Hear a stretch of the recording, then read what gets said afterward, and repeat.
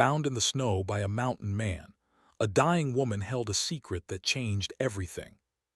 Snow covered everything in thick white layers, hiding paths, rocks, and danger beneath its calm surface. The wind moved slowly between the tall pine trees, carrying sharp cold that cut through even the strongest clothing. This was the kind of place where mistakes were not forgiven, where one wrong step could mean never returning home. Elias lived here by choice. He had not always been a mountain man. Once, many years ago, he had lived among people, worked a normal job, spoken to neighbors, and cared about things that now felt distant. But life had changed him in ways he never talked about. The mountains became his escape, his protection, and his punishment all at once. Here he answered to no one. He hunted, chopped wood, and survived on his own terms. Days passed without hearing a human voice, and that was exactly how he wanted it. On that morning, Elias stepped out of his small wooden cabin just before sunrise. The sky was pale gray and snow fell lightly, almost gently. He pulled his coat tighter and adjusted the straps on his pack. He needed to check his traps before the storm worsened. Winters here were unpredictable, sometimes calm, sometimes deadly. He moved carefully, reading the land as he always did. Broken branches, fresh snow patterns, animal tracks, everything told a story. Elias trusted the mountain more than he trusted people. It had rules, but they were honest. As he walked along a narrow trail he had cleared years ago, something felt wrong. Not danger exactly, but disturbance. The snow ahead looked uneven, as if something had shifted beneath it recently. He stopped and studied the ground. Then he saw it. At first he thought it was a fallen branch, dark against the white snow, but the shape was wrong, too smooth, too still. Elias stepped closer, his heart beating faster despite himself. He used his boot to gently push the snow aside. A hand emerged. It was pale, almost blue, fingers stiff and half buried in ice. His breath caught in his throat. He froze, instincts clashing inside him. People did not belong here, especially not in winter, especially not alive or dying. He quickly brushed more snow away and saw the outline of a body. A woman lay there, her clothes torn, her hair frozen to the ground. Snow had collected on her face and chest, making her look like part of the landscape. If he had walked a few steps to the left, he would have missed her entirely. Elias knelt beside her and checked for breathing. It was faint, too faint. She was alive, but barely. For a long moment he did nothing. His mind raced through reasons to leave. Taking her in meant trouble, questions, authorities, attention, all the things he had avoided for years. The mountains had been his shield, and helping her would tear that shield apart. But then she made a small sound, a weak breath that trembled like it might be her last. He swore quietly under his breath. Carefully, Elias cleared the snow from her face. She was young, maybe in her 30s. Her skin was cold, dangerously cold. Hypothermia. He had seen animals die this way. Humans were no different. There were marks on her arms and legs, scratches, bruises, but nothing that explained how she had ended up here. No backpack, no supplies, no clear trail behind her. She hadn't fallen. She had been running until she couldn't anymore. Elias removed his coat and wrapped it around her, lifting her with effort. She was light, too light, like someone who hadn't eaten properly in days. Her head fell against his chest as he stood. She did not wake. The walk back to the cabin felt longer than usual. The wind picked up, pushing snow into his face. Every step was careful, slow. He adjusted his grip to keep her close, feeling the faint rise and fall of her chest. When he reached the cabin, he kicked the door open and carried her inside. Warm air hit her frozen skin as he laid her gently on his bed. The cabin was small but functional. A wood stove glowed softly in the corner, and the smell of burning pine filled the air. He worked quickly but carefully. Wet clothes came off. Blankets went on. He warmed water and pressed cloths against her hands and feet. Too much heat too fast could be dangerous. He knew that. As he worked, he noticed more details. Her shoes were not meant for mountains. Her jacket was city-made, thin and torn. This was not a hiker who got lost. This was someone who never planned to be here. Hours passed. Elias fed the stove and watched her closely. Her breathing steadied slightly, but she did not wake. Her lips moved once as if trying to form words, but no sound came out. Night fell early. Outside, the storm grew stronger. Snow hit the cabin walls like small fists.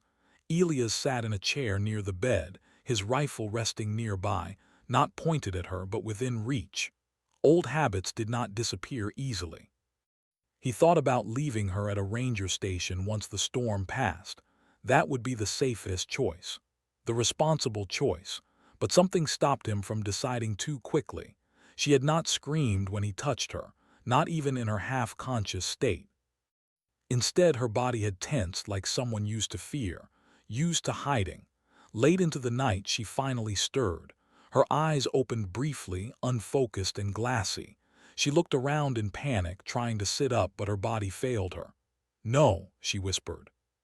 "Please don't. Save your strength." A place she feared more than death in the snow. The storm trapped them for 2 more days. Elias fed her small amounts of warm broth when she could swallow. Sometimes she woke, sometimes she drifted away again. She spoke in broken pieces, names, numbers, half-sentences that made no sense.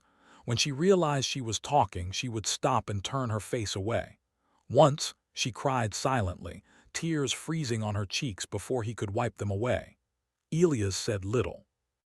He was not good with words.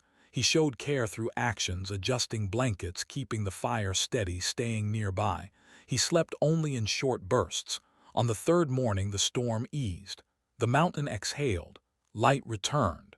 The woman woke more clearly this time. Her eyes focused. She studied the cabin, the walls, the stove, the window covered in frost. Then she looked at him.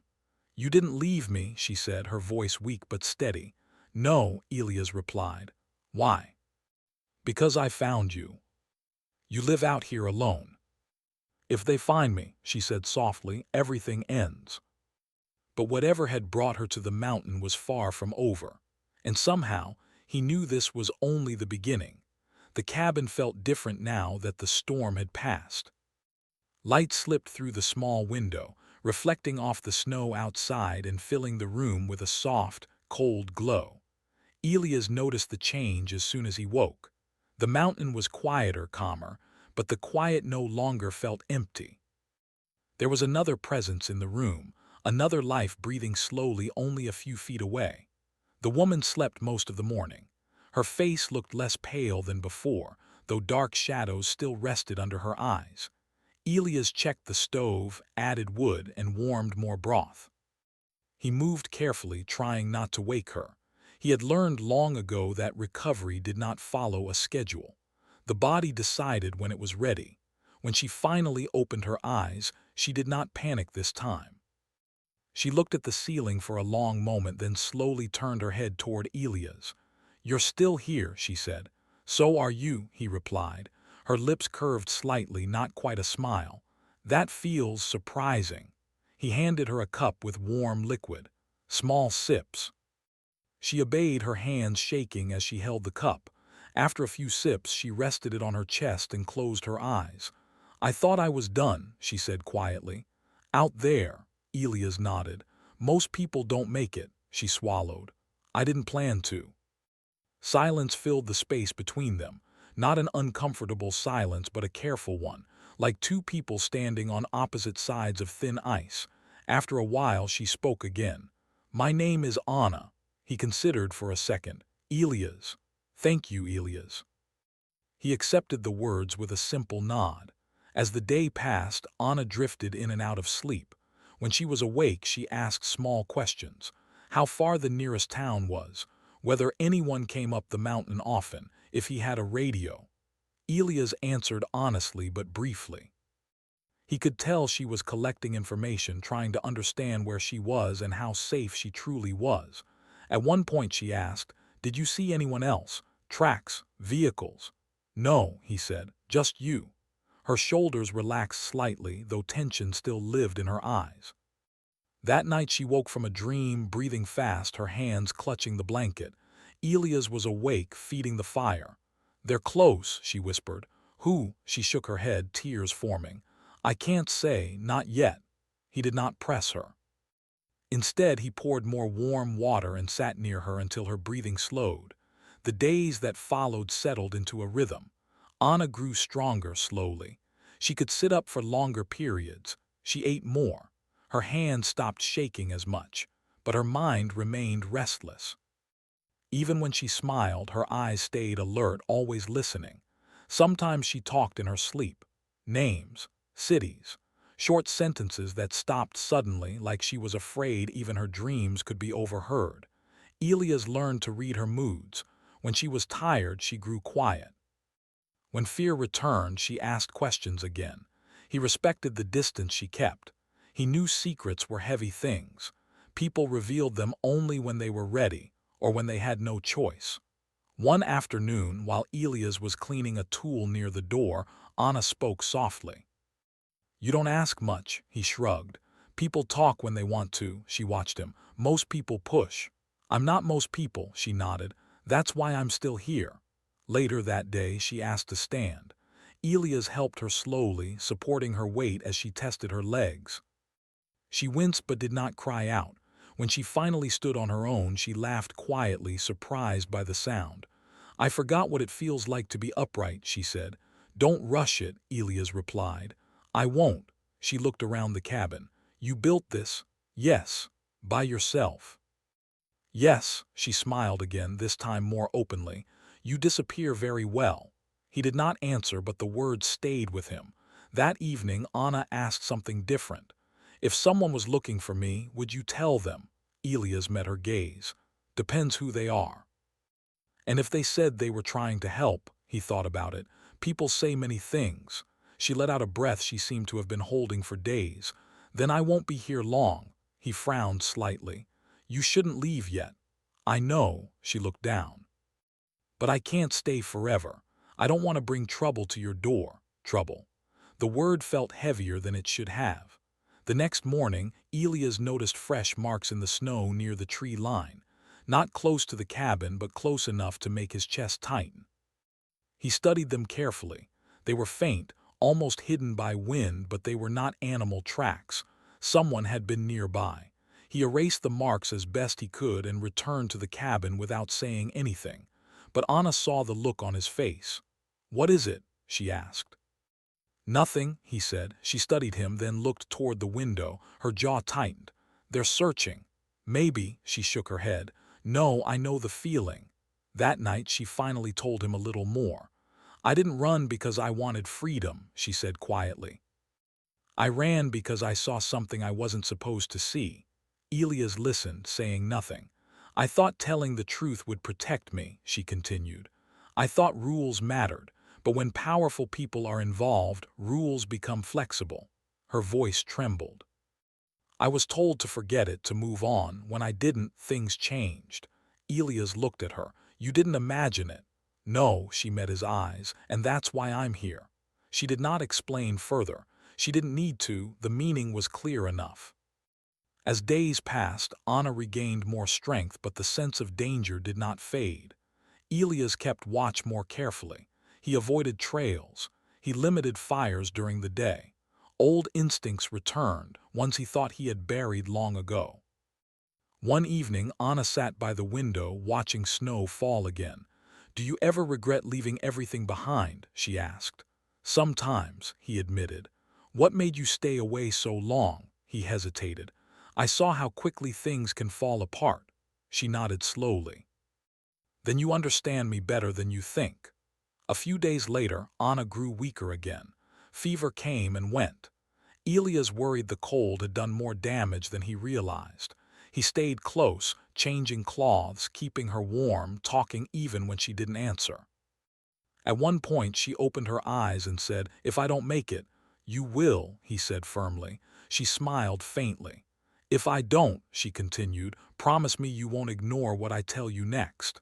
He felt a weight settle in his chest. "What are you telling me?" She took a slow breath. "Soon, just not yet." That night, Elias sat awake long after the fire burned low. He realized something had already changed. Helping her had pulled him back into a world he thought he had left forever. Questions, choices, responsibility.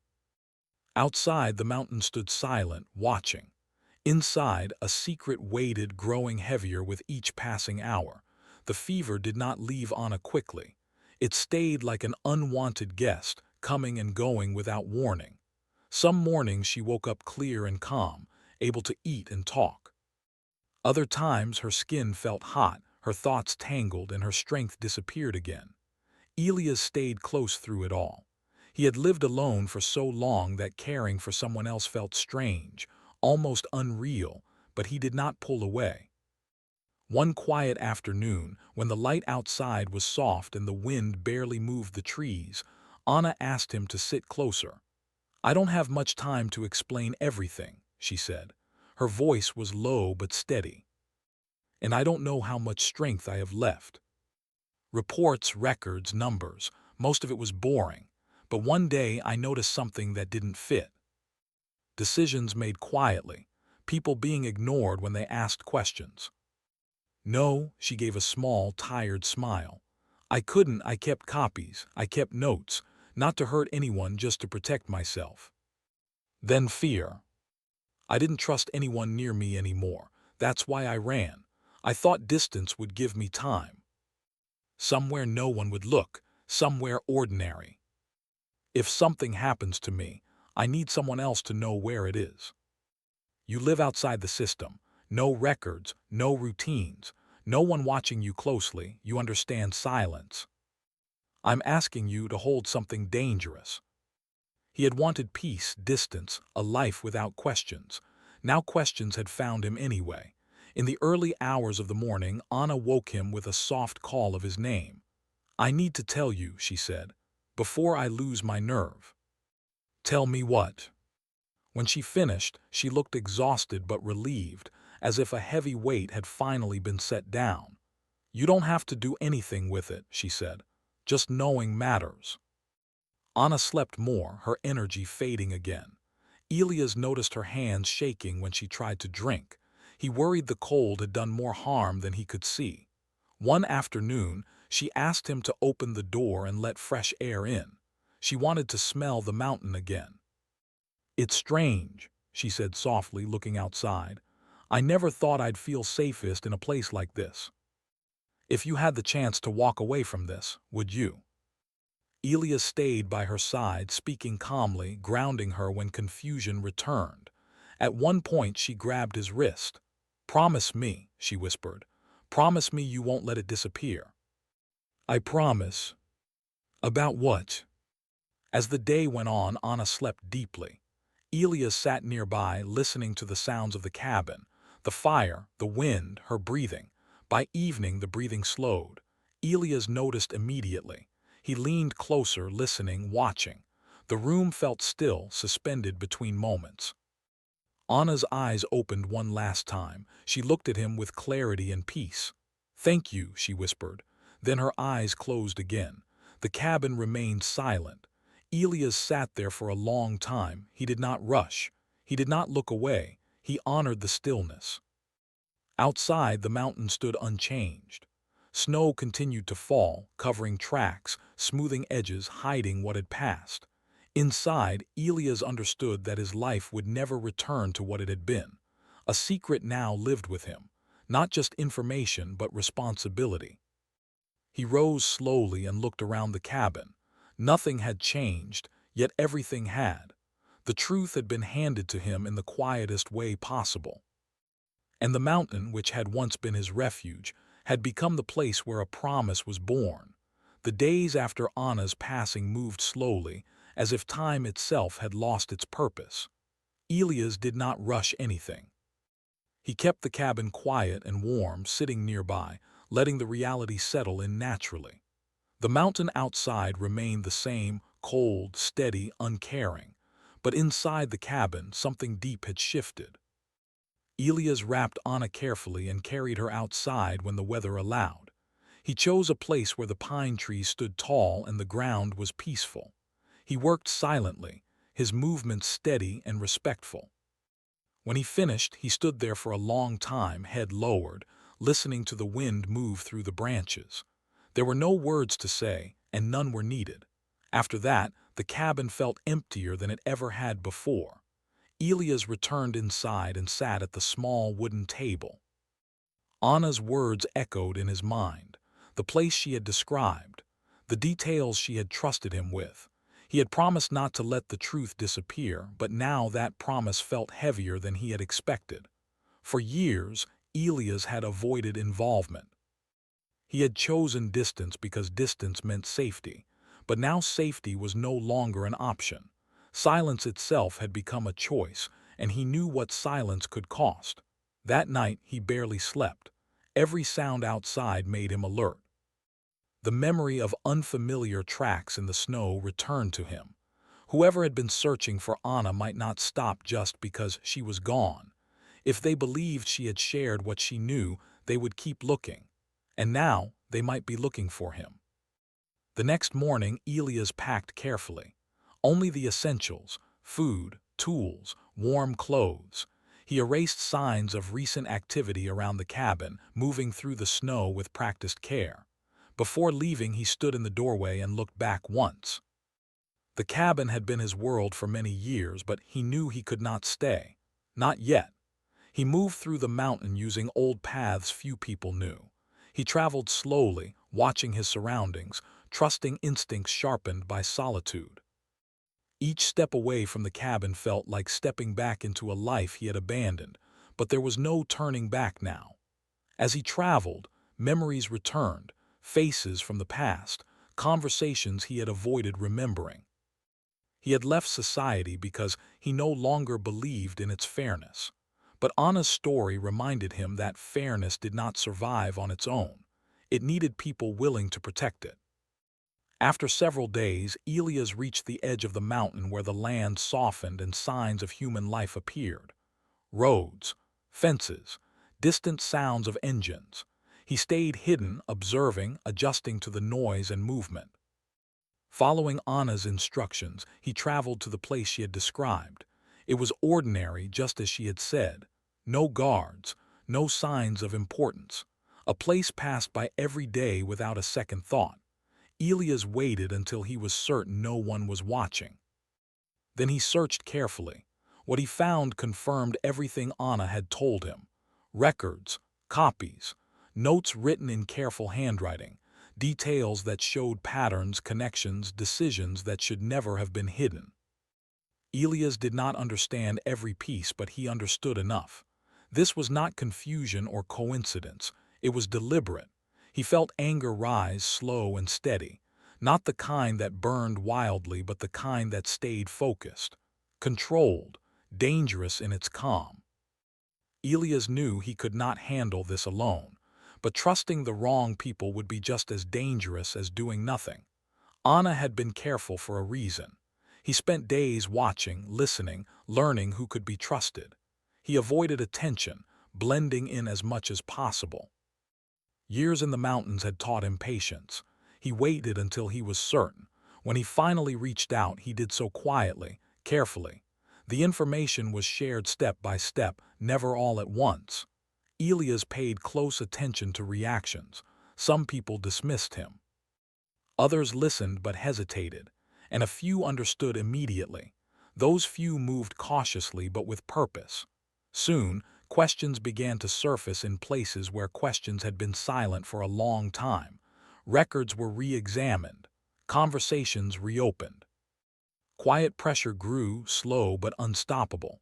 Elias stayed in the background. He never gave his full name, never stayed long in one place. When people tried to thank him, he redirected the attention back to the information itself, to the truth. Still, he felt eyes on him sometimes. A sense of being watched. Once he noticed the same vehicle twice in one day. Another time, a stranger asked too many casual questions. Elias trusted his instincts and moved on before anything could develop. The pressure increased. The truth had a way of doing that once it was released. It demanded acknowledgement. One evening, Elias sat alone in a small rented room, listening to the radio. A brief report mentioned an investigation. Names were not spoken, but the meaning was clear. Something was changing. He turned the radio off and sat quietly. Anna's voice came back to him, calm and steady. "I don't regret seeing the truth." Neither did he. As weeks passed, the story grew. Not loudly, not dramatically, but steadily. Pieces connected. Responsibility could no longer be avoided. People who had believed themselves untouchable discovered they were not. Elias watched from a distance as the truth took shape. He felt no pride, no satisfaction. Only relief that Anna's fear had not been in vain. When it was clear that the truth could no longer be buried, Elias prepared to leave again. His role was finished. He had never wanted recognition, only resolution. Before returning to the mountain, he visited the place where Anna had hidden everything one last time. He stood there quietly, his head bowed. "You did what you could," he said softly. "I kept my promise." The mountain welcomed him back without question. The cabin stood as he had left it, patient and silent. Elias repaired what needed fixing and settled in again, but he was not the same man who had left. The solitude felt different now, less like escape, more like choice. Sometimes Elias thought he heard Anna's voice in the wind, not calling him back to the world, but reminding him that even in the quietest places, actions mattered. The mountain had taught him how to survive. Anna had taught him why. The mountain felt calmer than it had in a long time. Seasons changed slowly, as they always did, but Elias noticed the difference in himself more than in the land. The snow melted, returned, and melted again. Trees bent with the wind and stood tall once more. Life continued, steady and patient. Elias returned to his routine. He chopped wood, checked traps, repaired the cabin roof, and gathered supplies before winter returned. On the surface, nothing had changed, but inside him, something had settled into place. The truth Anna had trusted him with was no longer hidden. It had moved beyond him, beyond fear, beyond silence. It had found its way into the world where it belonged. From time to time, Elias heard distant echoes of what had followed, not through direct messages or visits, but through small signs. A radio broadcast mentioning accountability. A newspaper left behind by a traveler speaking of changes that were once thought impossible. He never sought out the details. Knowing the truth had survived was enough. Anna's name was never spoken publicly. Not fully. But Elias understood why. Some stories did not belong to headlines. They belonged to memory. On quiet evenings, Elias would sit outside the cabin, watching the sky change colors as the sun lowered behind the peaks. He often thought about the day he found her in the snow. How close everything had come to ending before it began. How a single moment, a single choice, had altered so many paths. He had lived most of his life believing distance was the safest place to stand. But now he understood something new. Distance protected the body, but connection protected meaning. One afternoon, months later, Elias noticed tracks near the lower trail, not threatening, not hidden, just a traveler passing through. He watched from a distance as the man struggled with his pack, clearly unfamiliar with the mountain. Elias hesitated, then stepped forward. "You're off the trail," he said calmly. The man startled, then looked relieved. "I didn't expect to see anyone out here." "Most don't," Elias replied. He helped the traveler find the right path and warned him of the weather ahead. When the man thanked him and moved on, Elias felt something he hadn't felt in years: purpose. He didn't seek people out, but he no longer avoided them completely either. If someone needed directions, he gave them. If someone was hurt, he helped. He did not ask questions that weren't offered, and he did not share stories that were not his to tell. Life found its balance again. Sometimes, at night, Elias dreamed of Anna. Not as she had been in pain, but as she had been during her clearest moments, quiet, thoughtful, determined. In the dreams, she never spoke much. She didn't need to. Her presence alone carried meaning. He woke from those dreams without sadness, only calm. Far away from the mountain, changes continued to unfold. Systems adjusted, rules tightened. Conversations that once happened behind closed doors were now held in open rooms. It wasn't perfect, and it never would be, but it was better than before. And that mattered. Elias knew that the truth didn't fix everything. It never did, but it shifted things just enough to make a difference. Sometimes that was all that could be asked. Years passed. The mountain man became a quiet figure known only to a few. Some said he had always lived there. Others said he appeared when needed and disappeared again. Elias didn't correct them. Stories grew on their own. One winter evening, as snow began to fall again, Elias stood near the tree line where he had once found Anna. The place looked ordinary now. Just snow, trees, silence. Anyone passing by would see nothing unusual. Elias placed a small marker there. Nothing obvious, just a stone placed with care. "For courage," he said softly. The wind moved through the trees, gentle and steady. Elias turned back toward the cabin, his steps slow but sure. He was not running anymore, not hiding. He had made his choice and lived with it fully. The mountain accepted him as it always had. Anna's secret had changed everything, not because it was loud or dramatic, but because it had been trusted to the right moment, the right place, and the right person. And Elias understood now that even the quietest lives could carry great weight. Even a man who lived unseen could stand between silence and truth, and choose truth. The snow continued to fall, covering the past, protecting the ground beneath it, and preparing the mountain for what would come next.